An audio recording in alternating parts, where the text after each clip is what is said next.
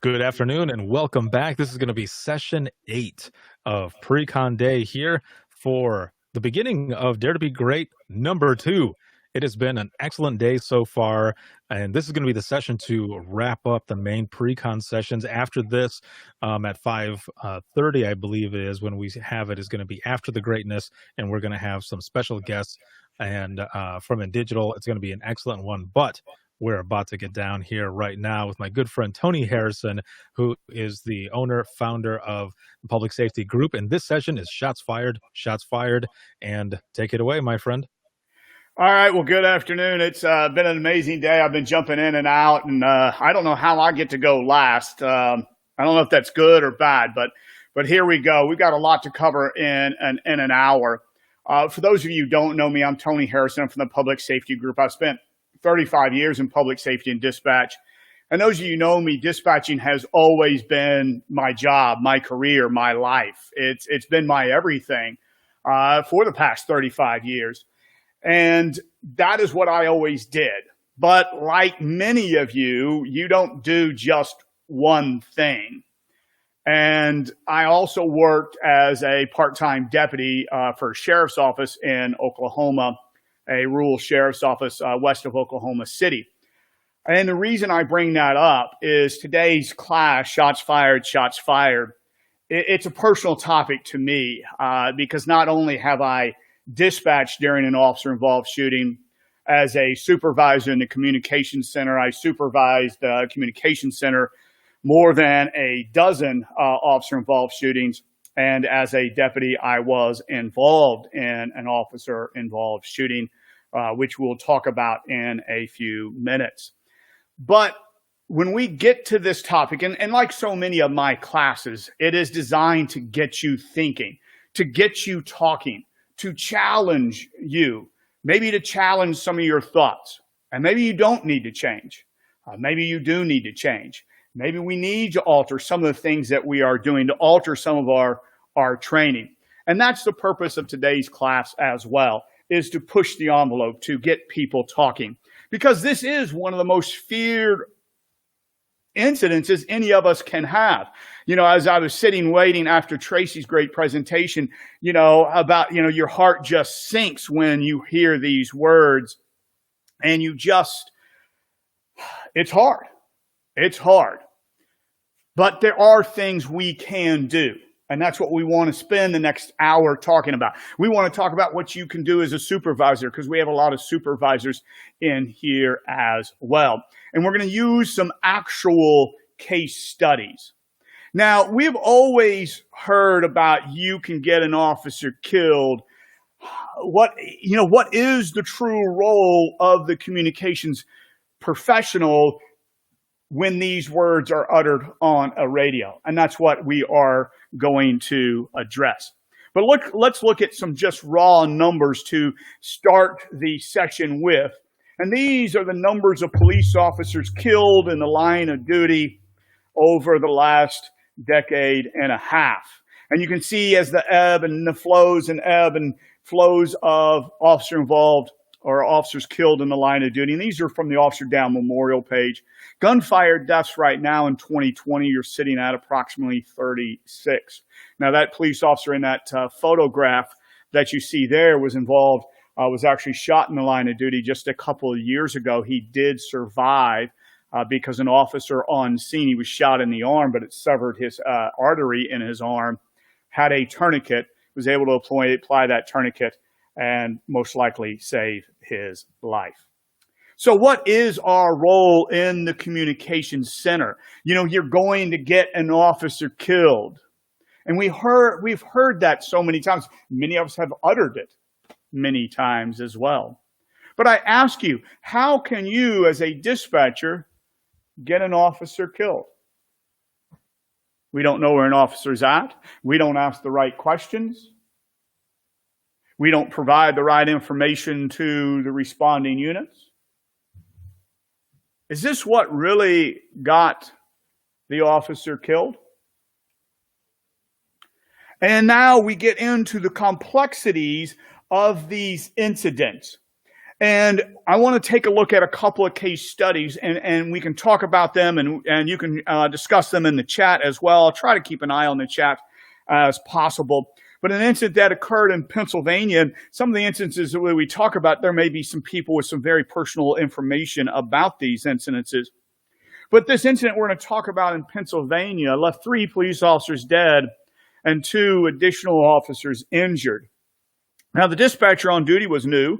She had completed the state-mandated 320 hours of training, had received high marks from her supervisors.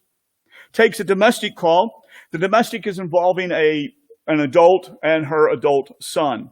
She asks about weapons and is told there are weapons in the house, but they're not involved in the domestic. And the call taker types in the call, no weapons involved. She typed in the call, no weapons. Some people believe that she meant to type no weapons involved, but she typed no weapons. The first police officer arrived on scene by himself, entered the residence, and was ambushed by the suspect inside the residence and shot and killed just inside the doorstep. The second police officer arriving was shot and killed in front of the house. The third police officer arriving is also shot and killed in front of the house. A fourth and fifth police officer arriving, knowing something dramatically has gone wrong, are shot but survive their injuries out by the patrol cars in the street. By typing no weapons, what role did this dispatcher have in these 3 officers' deaths? And it becomes very complex very, very quickly about the role of the officer in officer safety and the role of the dispatcher in this incident. We do have to prepare for anything and listen between the lines as well as background noises, is what Mandy has just said in the comment. And she is so right. But the complexities of these incidences brings us to another. This one occurred in the state of Oklahoma a number of years ago. It is in a rural part of the state where typically there's 1 trooper on duty. It is day shift, and today they actually have 2 troopers on duty. So trooper number 1 stops a vehicle on traffic. Now, a lot of times, a lot of Oklahoma State troopers don't approach vehicles on the highway. What they do is go to the front fender of their car and ask for the driver to step back. So this trooper does that. He goes to his front fender, asks for the driver to please step back. He meets with the driver on the side of the road and then has the driver sit in the front seat of his patrol car, and the trooper gets behind the wheel of the patrol car. And there are pluses and minuses to this. And that's a whole nother discussion about doing that. The theory is if there's weapons in the car, it gets the person away from any weapon that he has in the car, and it gets them off of the side of the highway where so many people, so many troopers are killed every year getting ran over. So he's sitting in the front seat of his car. He gives him a Texas driver's license, so an out-of-state driver's license. The trooper gets on his radio and calls dispatch and says, "I need a status check only out of Texas," and gives the dispatcher the information.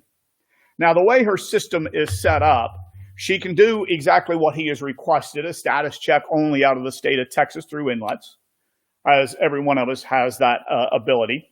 But she also has the ability to make a simultaneous inquiry into NCIC. So it would check both NCIC and the driver's license status out of Texas simultaneously. And that's what she does every single day. That's what she trains dispatchers in other parts of the state. That's what she trains the other state dispatchers to do. You know? And a long time ago, I was taught, in God we trust, everybody else we run NCIC, right?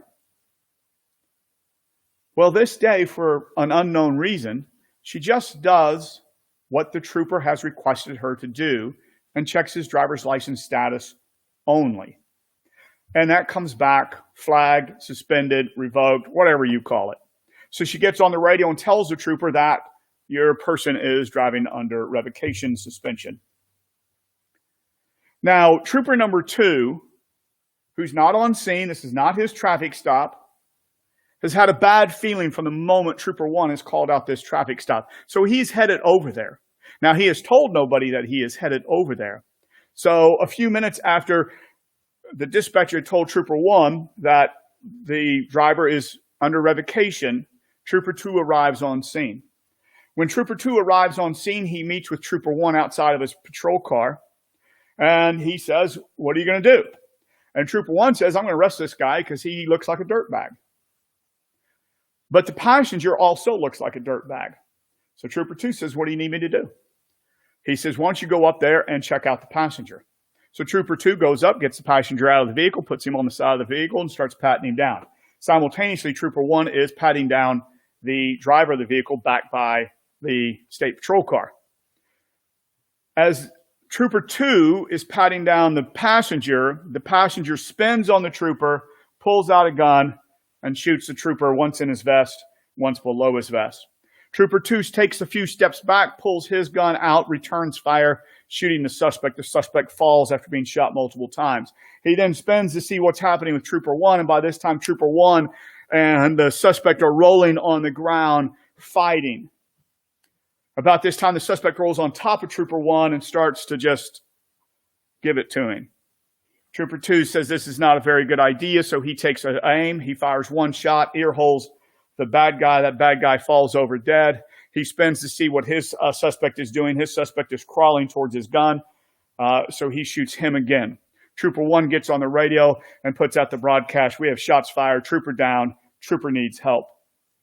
The dispatcher immediately gets on the radio and calls Trooper 2 and says, "We got shots fired, trooper down, trooper needs help at this location," not knowing that he is the one that has been shot.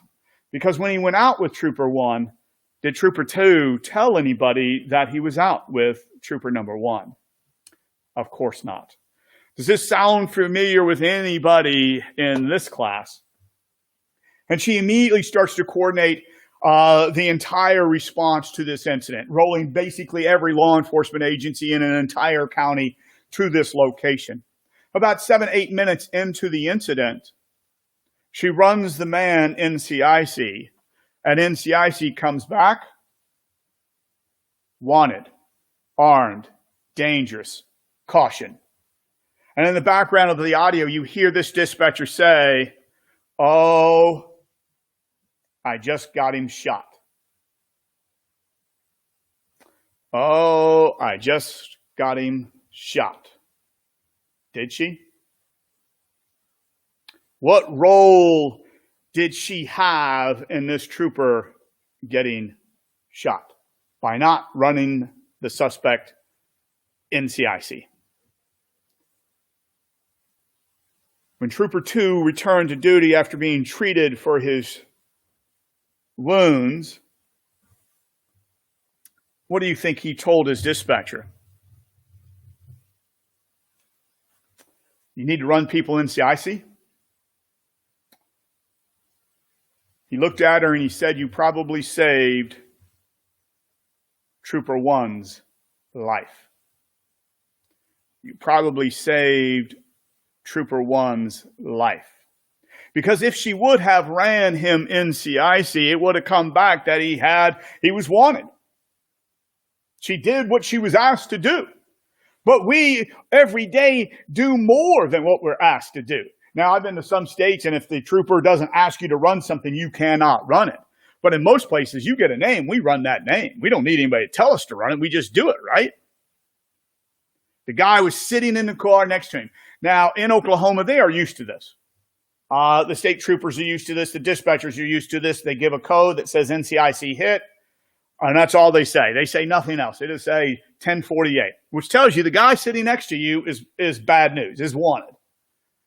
And usually the troopers pull out their gun and screw it into the guy's ear. And now some of them say things that aren't so polite, like, "You put your hands on the dashboard, I'll blow your head off." Now, some troopers would never use such language. And troopers, we have people all over the country, and you all can put names to the troopers who would have said something like that. But you can also put names to the trooper who would have pulled out his gun, screwed it in his ear, and say, "Sir, you need to put your hands on the dashboard. I'm going to have to kill you. Now, you understand?" Now, no matter which way the trooper would have said it, when he said it, what would have happened? The bad guy who actually had the gun, which was the passenger, would have got out and shot and killed that trooper. And that's what Trooper 2 told her. He said, we barely got out of there with our lives 2-on-2. There's not a chance he would have got out of there with his life 2-on-1. See, both of them were wanted criminals. Both of them had spent more time in the Texas Department of Corrections as adults as they had freed out on the streets of America. They were career criminals. They were bad dudes. Bad dudes. And we start to see the complexity of these incidences. So let's go to my example. This is my officer-involved shooting. My car is the silver patrol car on the right of your screen. Now, this is a Friday night into Saturday morning. I was working a midnight to 8 shift. I was covering the shift for a full-time deputy who wanted the weekend. He wanted the night off so he could go to the lake with his girlfriend because it was a Labor Day weekend. It was a Friday night Labor Day weekend, and he wanted to go. So I told him I'd cover his shift for him. So this is a fairly rural county of 900 square miles, and tonight we were going to have 2 deputies working the shift. One of us would cover the east half of the county, one of us would cover the west half of the county. And we're about 15 minutes into the shift, and the other deputy calls me on my cell phone, and we're BSing. And of course, we have to have a few jokes. So I say, we need to get into something tonight. And he goes, yes, we do, Tony. He goes, a pursuit would be nice. And I said, yeah, a pursuit would be nice. And he asked me to head to the west side of the county because he wanted to meet up with the state trooper, who went in a short time, and then we were trooper on call for the rest of the shift. So it's just going to be me and him. So I said, yeah, I'll head out west. So I'm in the eastern part of the county, and I get on a interstate, and I start to head west. And as I see the getting ready to come underneath the overpass, I see this police car flying down the road. And it's a city of Yukon police cars. And I know he's out of his city limits now, so he must be chasing somebody. So I cut the median of the interstate. I jump off the off-ramp. I get on the sheriff's office radio. I say, Sheriff's Office, Yukon's chasing somebody southbound on Checkall Road. Call them and see what they got. And I'm catching up to him. And no, Tracy, it wasn't a bag phone, by the way. As I'm catching up to him, now I have their frequency in my radio system. I could hit a few buttons and flip over their radio. But now I'm involved in a pursuit, so I'm a little busy, so I don't flip to their radio. I'm picking up a few things on the scanner, but not much. But we were in a county with the sheriff that, if you ran, we chased. So within a couple miles, I take over as primary in this pursuit because we are trained and permitted to do the TVI pit maneuver where you bump the bumper and spin them out. So I'm thinking that's what I'm going to do. We're on a 2-lane county road. I'll spin him out, pull him out of the window, throw some handcuffs on him. We'll be good to go. And as we go a few miles, we're coming into another city. We've left the city of Mustang. We've been in a rural area, and now we're getting ready to enter out of the city of Yukon, and now we're getting ready to enter the city of Mustang. And sitting in the middle of the road on Checkall Road is a Mustang police unit. And the suspect, which is in that yellow Volkswagen, yes, we're chasing a yellow Volkswagen down the road. And I've already tried to spin him out once on this 2-lane road, but he kept going left to center to prevent it from happening. So he turns right on this 5-lane highway, 2 lanes eastbound, 2 lanes westbound, and a center turn lane. And so I'm going to TVI him now. And this time he throws on his brakes to stop, and then he accelerates. And now the idea of doing it perfectly as we were taught in class, I was just like, screw it. I'm going to hit him. I'm going to spin him out, and we're going to end this. So I hit him. We spin out literally in the middle of the road. You can see where his vehicle comes to rest. And my silver car is right there. I get out of the car, and I'm walking up to his car. And there's a male driver. And as I see the male driver, he has that 1,000-yard stare. We've heard about that 1,000-yard stare, but I've never actually seen somebody do it. And he is locked in on my eyes, and his eyes are not moving. And I see his hands making movement in front of him, but I can't figure out what it is. Now, I know there's another police officer kind of off to my left shoulder. I don't know who it is, which agency it is, because there's now 3 agencies on scene. And as I take that few steps towards this car, in the passenger seat, there's a white female, a very young white female. And she has a white shirt on that's totally blood-soaked. And I'm trying to figure out in these few seconds, what's going on? Is this guy whose hand's moving in front of him, is he having a seizure? Is this a medical call? And the look on the young female, all I can describe it is she had the look of death on her. She had the look of death on her. And as I take another step, I look, and what he has in his hand is a knife. And I yell, because I know there's somebody next to me, I yell, "Knife." And I have a thought for a split fraction of a second that, am I going to have to shoot this guy over a knife? And as I yell, "Knife," and I'm pulling out my gun, this guy who never takes his eyes off of me does this and stabs the female twice in the chest. And the next thing I know, my gun goes bang. I never have a conscious thought of pulling the trigger. It just went bang. And it went bang several times. And I also hear another gun right here go bang, and I have the thought, oh good, someone else is shooting. And the shooting is done and over with in 2 seconds maybe. And we walk up to the car, and if you look closely enough, you can see the bad guy deceased behind the steering wheel.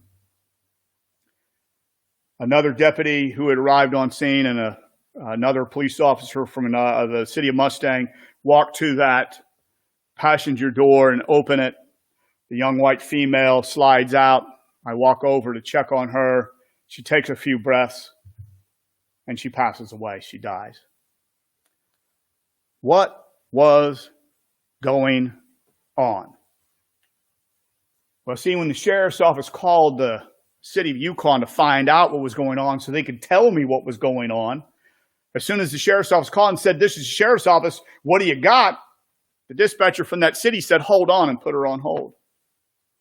See, this man had just kidnapped that 17-year-old girl from her apartment at gunpoint. He was over 30 years of age. 2 years prior, she was at an at-risk juvenile high school, and he was an instructor, a PE instructor, and he had began having a sexual relationship with her while she was 15, which lasted until about the time she was 17. He broke up with her. She broke up with him. He then raped her a couple more times. She reported it to the Oklahoma City Police Department, and they began investigating it. And he had told her, "If you tell anybody, I will kill you and your entire family." Somehow he got wind of this investigation and went over there that night to this apartment where he thought she might be to kidnap her. And he walks in with a gun and says, "You're coming with me." And she says, "No, I'm not." And he says, "Yes, you are, or I'm going to kill everybody in this apartment." Well, when this is happening, somebody calls 911. It comes in as an open line, but it does have phase 2. But it plots a phase 2 in an apartment complex. But they do dispatch a 911 open line. They can't hear much of what's going on because they just laid down the phone. So they dispatch a police officer to this open line at this apartment complex. And when he pulls up, he sees this yellow Volkswagen coming out at a high rate of speed with no headlights on. So the 2 dispatchers on duty at this agency are dealing with this open line. They're dealing with an officer in pursuit. And about this time, they get a 911 call from inside that vehicle. The kidnapped vehicle, or the kidnapped victim, has called 911 from inside the vehicle as we chase it down the road. And then she says to these dispatchers, "Tell them to stop, tell them to stop. He's going to kill me, he's going to kill me." And that is about the time the county called and said, "Hey, what do you got?" And that's why they put the county on hold. Because one dispatcher is working in pursuit, and one dispatcher is talking to a person who's just been kidnapped. And we see the complexities of these incidences very quickly. So when I TVI'd this vehicle, I had no idea that we had a kidnapped victim inside of this car. He started stabbing her at some point in time in the pursuit. She had been stabbed more than 17 times. her autopsy had showed. You know, as we talk about this stuff,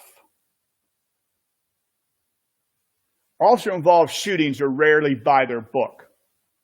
By their nature, they are complex and evolving situations. You know, everything's not going to happen perfectly. So what can we do? Many of us were taught, this is my radio, and my officers go home at the end of their shift. And it's my responsibility to get all of them home. And that is a huge burden, folks. And sometimes it's an impossible burden. And maybe we need to modify our training to remove these impossible burdens from us. There's a very good book out there written by a Louisiana state trooper who was shot in the line of duty. It's called Visions of Courage. And his shooting was 40 years ago. But one of the chapters in his book was written by his dispatcher. And his dispatcher talks about the stress of the incident and the problems he had with the incident for years following. Because this trooper who was shot, that night he was sent to another county, another parish, as they call it in Louisiana. And he was doing a DL checkpoint with several other troopers. So this dispatcher has zero responsibility for him. He's not in my area anymore. He has gone to another dispatcher's area. And what happened that night was somebody didn't stop at that DL checkpoint, and this trooper went and caught him. And as he was approaching the vehicle, the suspect leaned out of his car and fired a shotgun and missed. As he was trying to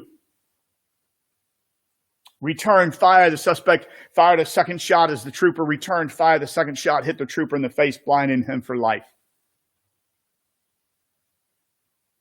You know, we need to look at how we train people. We need to look at, instead of establishing the impossible, establishing the realistic. You know, what can we do? What is the true role of the dispatcher during an officer-involved shooting? And that's what we want to spend the next 20, 30 minutes talking about. You know, what can I do, Tony? You know, remember the basics. And number one, the basics for me is echoing key, vital information. And I know some agencies, and we probably have some agencies represented in class today, that dispatchers are told to stay off the radio during these incidences because that officer needs the radio. Folks, most of the time, of most of the incidences I have reviewed in agencies that have those rules, total chaos ensues because there's nobody there to coordinate radio traffic. Now, we need to teach disciplined use of the radio every day. Disciplined use of the radio, not only by dispatchers, but by units in the field. So, if that unit keys up and says, shots fired, officer down. Or shots fired, dispatch is immediately on the radio. We have shots fired, Highway 152 and check all. You know, here we go. You know, I am on the radio, I'm off. If we practice disciplined use of the radio, dispatchers should not cover units. Because the only people that should be talking on the radio is the officer involved in the shooting and the dispatcher. Potentially a supervisor as well. After my shooting, I went straight back to my patrol car because I knew my handheld radio wouldn't transmit because I was in the far southeastern part of the county. And it was a 900 square mile county, so our handhelds did not reach everywhere. So I went back to my car and I keyed up the radio and I said this. And I said it in this tone of voice. 21 sheriff's office, shots fired, suspect down. And that's what I said. 21 sheriff's office, shots fired, suspect down. Because I had trained to do it. I had practiced my radio voice many times. I hoped that I never would use it in that type of situation, but I did. and when we practice and when we train to a high level, that's what happens. You know, I go places and people say, well, Tony, I don't even want to let myself think about that happening to one of my guys, one of my girls. Well, you need to start. You need to start. Know a little bit about police tactics. How do your officers respond? What do your officers do? Because when I know a little bit about police tactics, it can affect my call taking. It can affect my dispatching. Can I put them in a better tactical position if it's possible? May not be possible, but it is. Can I do it? Weapons, guns, knives, any other weapons? You know, get out of the habit of guns, knives, any other weapons. I know an incident where the weapon involved was a pair of nunchucks. Now, the dude's not a ninja, but of course you're going to put it in there. The suspect's got a pair of nunchucks. You know, you're going to advise the officers. You know, suspect's got a pair of nunchucks. 2 officers respond to the domestic. Sure enough, the dude's got a pair of nunchucks, and he's actually wrapped them around the victim's neck, choking her out. So, you know, the officer's like, sir, you know, you can't do that. You know, you gotta let her go. So he goes, all right, he unravels the nunchucks and then just threw her against the wall in front of the officers. Then he pulled back the nunchucks, bam, hit the first officer right on the top of his head, pulled the nunchucks back, bam, hit the other officer right upside the side of his head. And that's when they shot him. That's when they shot him. First officer, I believe, if I remember right, needed 8 staples to close up the middle of his head. The second officer needed 4 on the side of his head. You know? And this is why. This is why the second officer only needed 4 when the first one got hit. And you can name names of your officers who would have done this. When the first officer got hit, that second officer turned to look and leaned back, thinking that's some cool. He just hit you with, he just hit me with some nunchucks. And you all know which one of your officers, when that one would have got hit by some nunchucks, this one would have taken 2 steps back and shot him right now. You know? And every home has weapons. Every home has weapons. The guy was a ninja. And folks, every call you send one of your officers to has a gun involved in it. Because your officers will take it to the scene. Your officers take a gun to every scene they go to. And every single year, there are officers killed in the line of duty by their own weapons. Unarmed suspects are able to gain control of the officer's weapon and shoot and kill the officer. Happens every single year. You know? Weapons. What kind of gun is it? You know, and there's people in this class right now that are not big gun people. Good for you. We got some people in this class right now that are gun freaks. Good for you. But in this job, I need to know a little bit about guns. So if the caller says, that dude's got an AK, I know what he's got. That dude's got an SKS? Yeah, I know what that is. That dude's got a 50 cal? We got a problem. 50 cal handgun, 50 cal rifle. If it's a 50 cal rifle and it's in the hands of somebody who knows how to use it, they can kill somebody from more than a mile away. And depending upon what type of armored vehicle you have, 50 cal can go through your armored vehicle. If you got a Bearcat, 50 cal round probably go through the side of your Bearcat.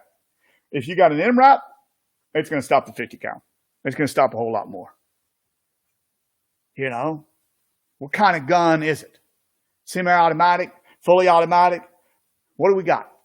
What are we dealing with? Are you ready to respond to the unthinkable?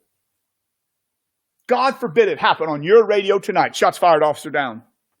But if it does, have you prepared yourself mentally and physically to handle that call?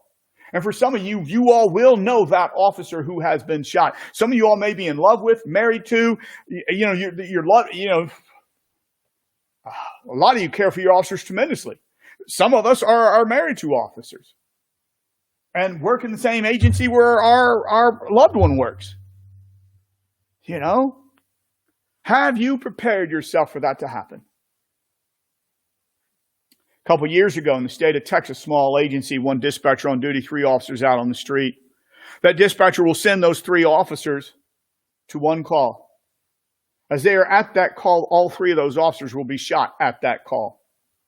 The fourth arriving person is a state trooper. He gets shot as well.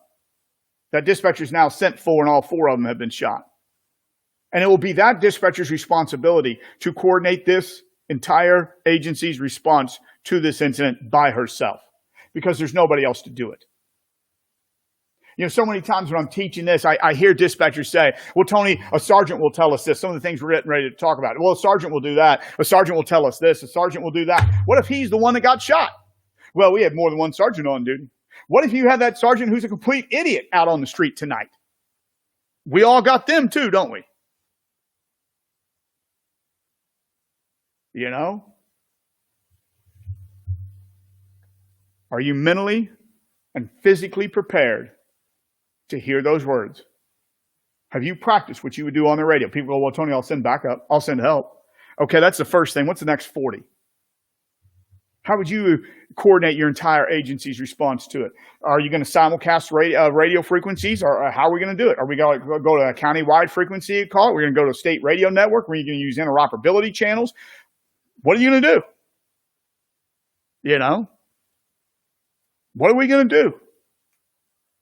What resources can you get your hands on right here, right now? Incident command will be set up. That will take minutes. I don't have that much time. What do we need right now? What do I need right now? And how do I get it?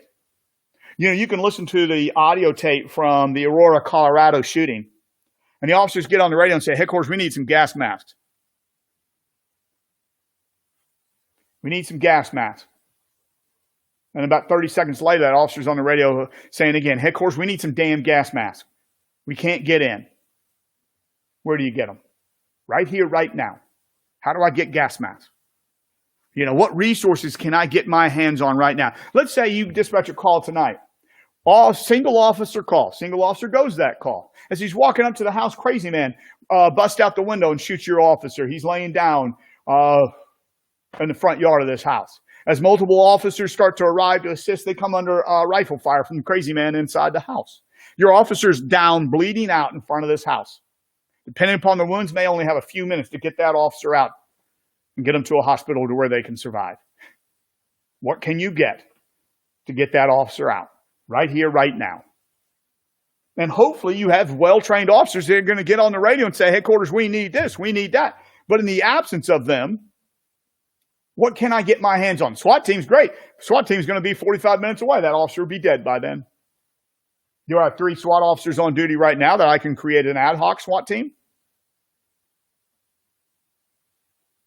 Do I have officers that have ballistic shields, patrol cars? Maybe I'll get a fire truck. I'll get a fire truck, and we'll get an officer to drive that fire truck and put that fire truck in between the house and the officer down so other officers can come up and get that officer out. Maybe not a fire truck, maybe a dump truck. What do I have at my disposal right here, right now? What can I get to this scene in the next 2 minutes, 5 minutes? I was at an agency, and he said, we got an armored personnel carrier in the back parking lot. We'll get that. I said, okay, who in this agency can drive it? Who in this agency can drive it, and who has the keys? And this dispatcher says, Tony, there's 3 people in our agency who can drive it. Sergeant Smith, Sergeant Jones, and Susie. I said, who is Susie? She's a records clerk. Okay, I don't know what Susie's background is, but, you know, maybe she's hell on wheels.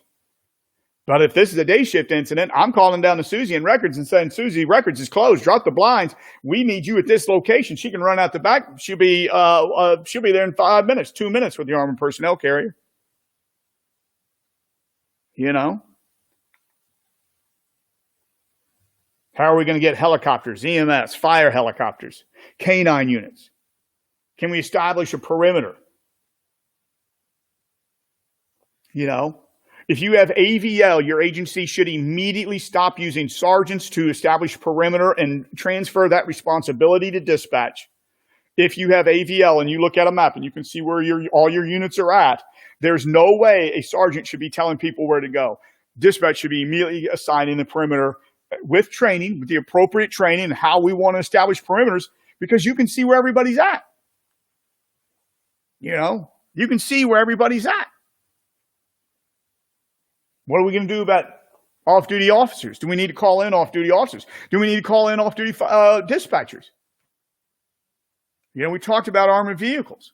Do we have officers that are on the SWAT team? What weapons do they carry in their patrol cars? What weapons do non-SWAT officers carry in their patrol cars? Especially if you work at a county agency or a state patrol agency, what do your officers have at their disposals? What do they have in those trunks?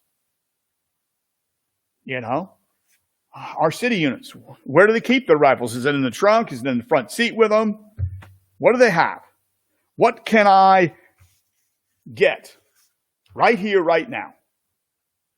Get the information out about this incident as fast as you can, as wide as you can. Do not buy into thinking that it's just your officers. Get the information out, because it's not just your officers. As soon as one of your officers key up and says shots fired, I guarantee you, if I'm a cop listening to your radio anywhere around, I'm en route. So, we need to get these other agencies.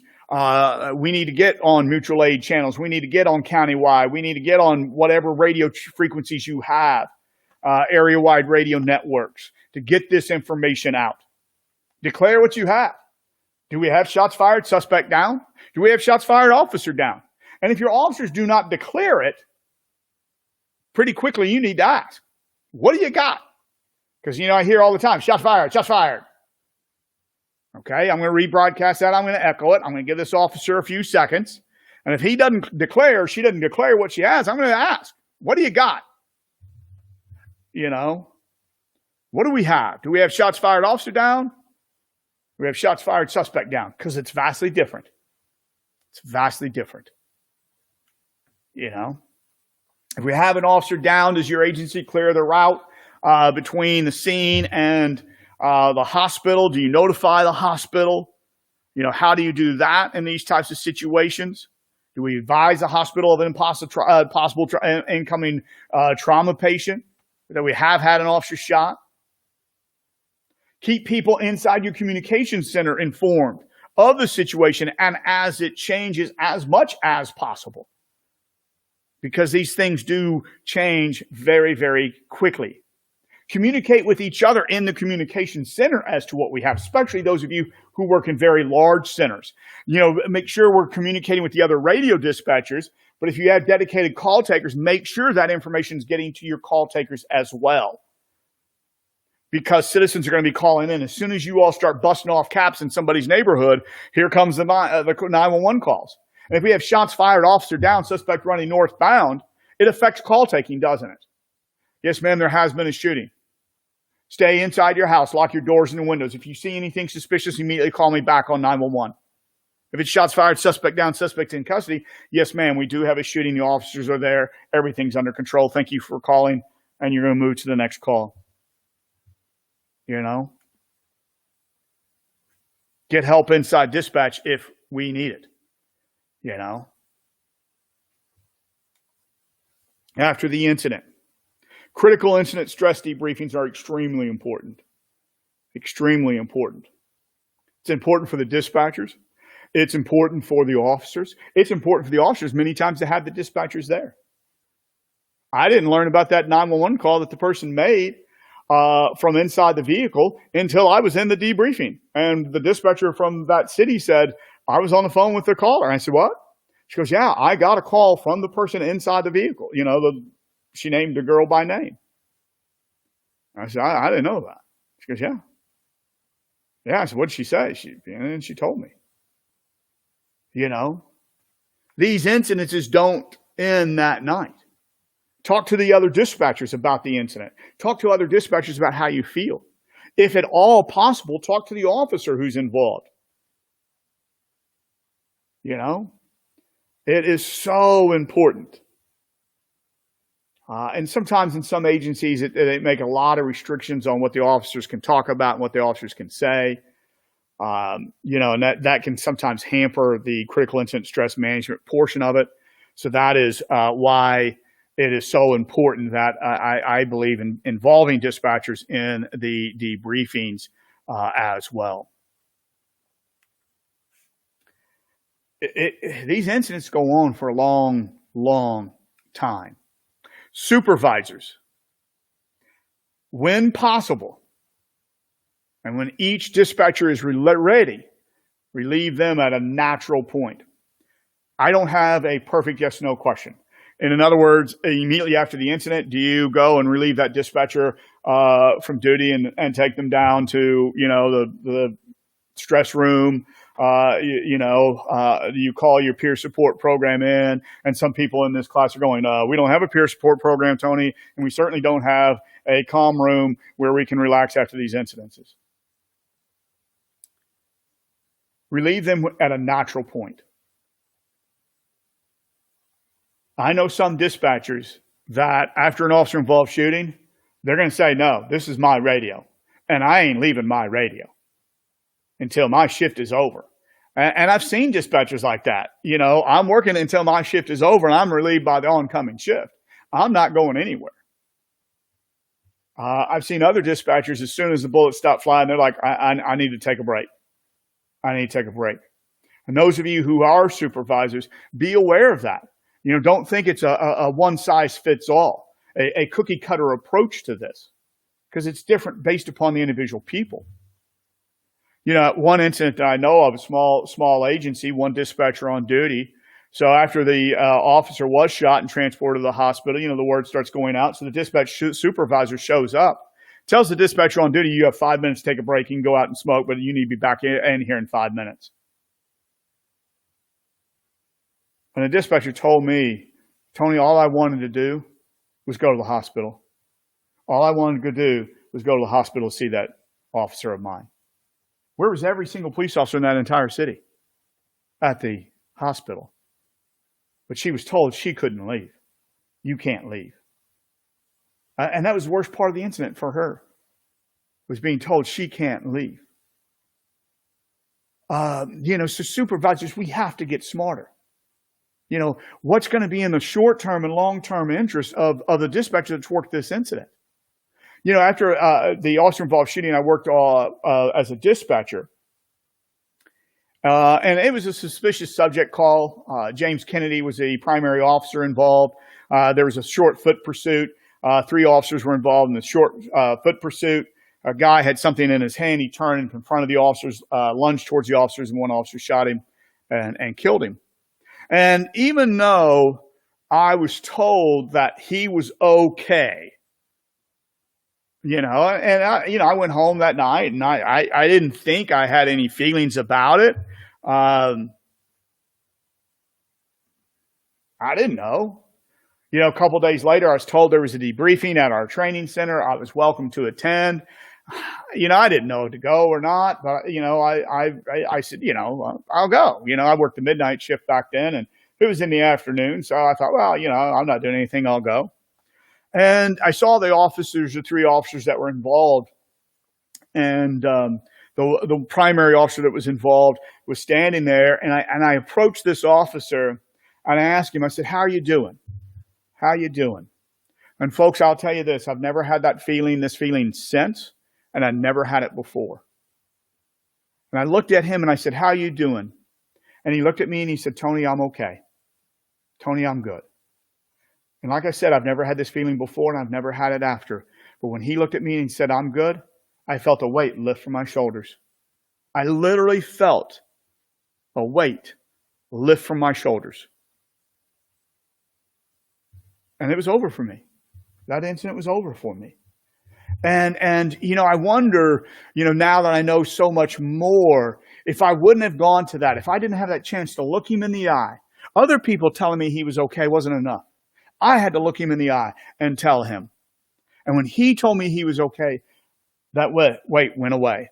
And I wonder, if I would have never had that opportunity, how long would I have carried that invisible weight on my shoulders that I didn't even know was on my shoulders? Be there for your dispatchers. Be there for their dispatchers. Ask what they need. They may not know what they need. They may not be able to tell you. They may have no idea. And that's okay. That's okay. When I was a supervisor, we had a critical incident. I can't even remember what the critical incident was. So we called our peer support program, and they were going to send somebody. And before I called them, I asked the dispatcher, I said, would you like me to call somebody so you could talk to somebody? And she goes, well, I don't want to talk to the chaplain. I said, okay, you want me to call the peer support program? She goes, who's on call for them? I said, well, let me check. So I gave her the name. I said, yeah. She said, yeah, I can talk to him. She didn't want to talk to the chaplain because she wasn't religious. But we got somebody else. So I called this person. Now, the dispatcher involved was a smoker, heavy smoker. And she wants to talk to the guy in the smoker's break room, which means ain't nobody else going to be able to use the smoker's break room after this incident. And there's some other smokers that weren't, they're going to want to use it. I said, no, let me take you into the conference room. She goes, no, Tony, I need to smoke. I said, come in the conference room. I said, you can smoke in there. She said, no, we're not allowed to smoke in there. I said, you can tonight. Because I knew the peer support program person was also a smoker. So I brought them in there. I closed the doors. I put 2 ashtrays in there, and I walked away. 30, 45 minutes, an hour later, they walked out. They opened the door, and you could just see the rolling smoke come out of the conference room. And I was like, well, it's the weekend. Hopefully it won't smell too bad by Monday. Nobody said a thing about it. Have somebody like a close friend in dispatch drive them home at the end of their shift. If they're involved in a critical incident at the end of their shift, they should probably not be driving home. Somebody should drive them home. If I'm involved in a critical incident, it's probably not the best time for me to be sitting behind a wheel driving. All right, so heavily consider sending somebody home with them. We once released somebody in the middle of the shift. She wanted to go home after her critical incident, so we said, go home. But I said, you can't go home by yourself. You can't drive. Pick somebody you want to drive you home. And she picked a dispatcher, and the 2 of them, one of them drove her home. Left me short a couple of people, but okay. We'll manage the rest of the night being short too. I was criticized by another supervisor for sending the dispatcher home. The other supervisor wanted to know how he was carrying it on their pay card. I said, she wanted to know if I'd put him down as sick leave. I said, I didn't put her as sick leave. I said, I showed her his 8 hours of duty time. She goes, you can't do that. That's a gift of city time. It's a violation of city policy. I said, what'd they do with the officer? They sent the officer home. I'm doing the same thing to my people. Someone wants to complain, they can complain. You know, we have to take care of our people, supervisors. We have to provide them with a debriefing, either a debriefing with those involved or a debriefing with just the comm center people involved. Either way. But take care of your people, you know, and provide them with the appropriate follow-up care, because it doesn't end that night. 2 months down the road, 2 years down the road, 5 years down the road. For some people, 10 years down the road, especially if it's an officer fatality.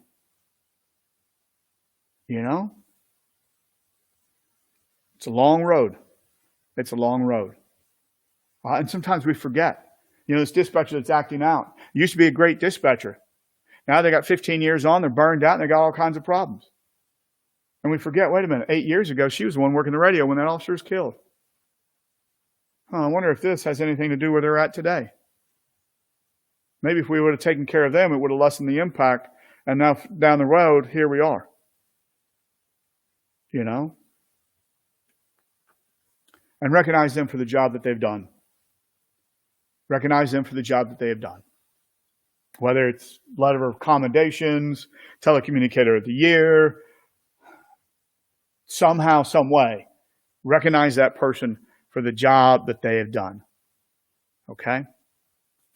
All right, I'm going to open it up for questions. We've got a few minutes. If there's anything I can ever do in the future, my contact information is up here.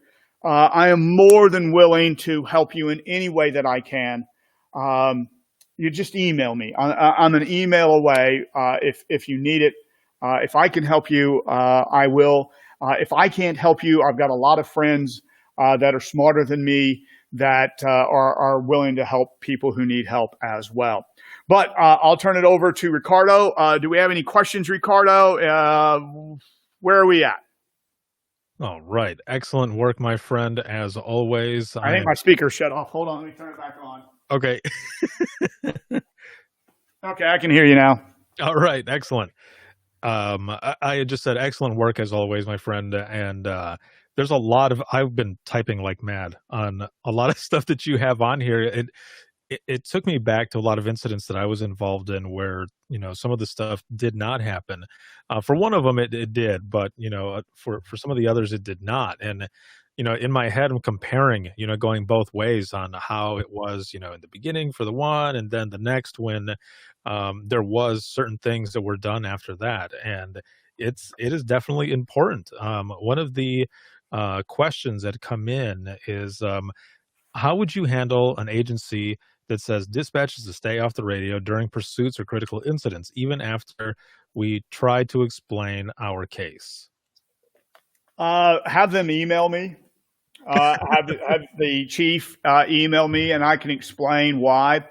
Because their thought is you're going to cover them. Mhm. But 9 times out of 10, what happens is when the unit goes in pursuit, northbound on 5th, as soon as he gets stopped talking, someone keys up, Joe, what you got? Where's he going? And instead of having one person on the radio, we have 8.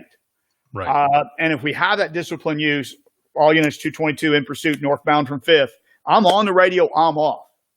And then, it puts out that stronger signal and that clearer signal for everybody else. So they don't have to get on the radio and ask all the questions about what's going on.